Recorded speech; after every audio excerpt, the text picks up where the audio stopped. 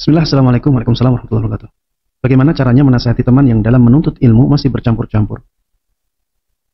Tidak dengan ustadz yang sunnah saja. Teman tersebut berkata, nggak apa-apa, yang penting mengajarkan kebaikan. Ya, ini tindakan yang sebenarnya membahayakan orang yang belajar. Kita belajar ilmu agama itu harus hati-hati.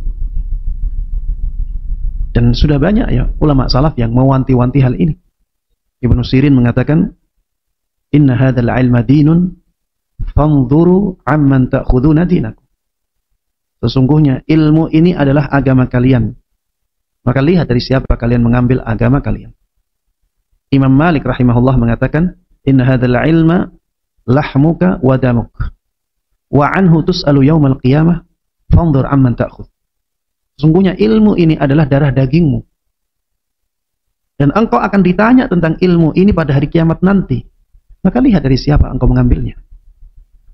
Dalam ilmu dunia saja, kita akan menyeleksi dan berhati-hati dalam masalah sumber ilmu itu.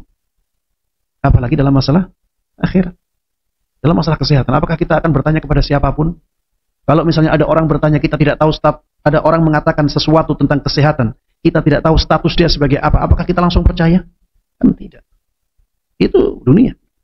Kalau misalnya mobil kita rusak, apakah kita akan ke misalnya kuli bangunan yang bisa memperbaiki mobil, kemudian kita serahkan begitu saja? Yang penting dia bisa ya gerakkan obeng. Apakah seperti itu? Kan tidak. Kita cari bengkel yang menurut kita terpercaya untuk memperbaiki mobil kita itu. Ini masalah dunia. Semua orang bisa memahaminya. Masalah akhirat sama. Bahkan lebih berbahaya lagi kalau kita salah dalam memilih guru. Dia harus tahu ya bahwa Rasulullah Shallallahu Alaihi Wasallam mengatakan kaum muslimin akan terpecah belah. Dan dia harus tahu bahwa dia itu masih belajar. Filternya masih kurang. Filternya itu masih besar-besar. Jadi bisa jadi sesuatu yang sebenarnya tidak sesuai dengan dalil, dia anggap baik. Karena dia belum punya filter yang kuat. Beda kalau dia sudah punya background ilmu yang kuat. Mungkin dia kalau mendengarkan seseorang, dia langsung paham, ini tidak sesuai dengan dalil. Itu pun, orang yang seperti itu pun, tidak boleh ya sembarangan mendengarkan kajian. Karena syubhat itu ketika diulang-ulang, ya bisa merasuk ke hati seseorang. Walaupun dia sudah punya background ilmu. Dan bisa jadi syubhatnya yang lebih kuat daripada ilmu yang dia miliki. Allahul musta'an. Ya intinya, orang yang seperti itu akan membahayakan dirinya sendiri. Ya tidak sehati saja. Diberikan pengingat.